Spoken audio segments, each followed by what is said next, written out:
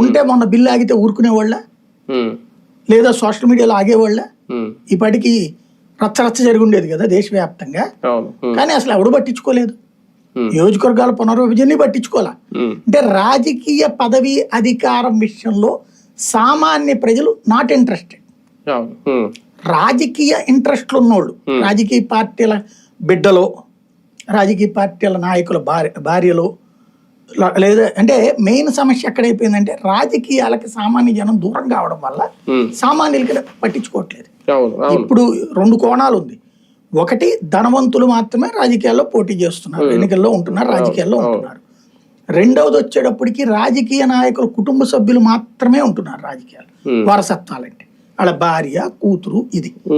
కాబట్టి నాకేం సంబంధం అది అన్న రూట్లో ఉన్నారు.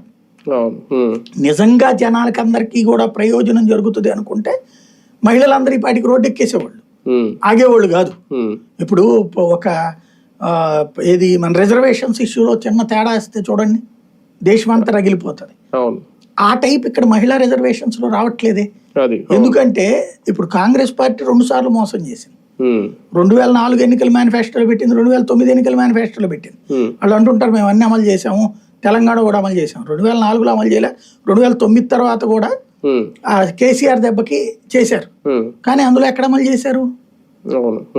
అట్లాగే ఆ రోజున వాళ్ళు ఆంధ్రాకి ఎట్లా మోసం చేశారో చూసాం. అట్లాగే మహిళా రిజర్వేషన్ వాళ్ళు అప్పుడు చేసిన మోసమే కదా.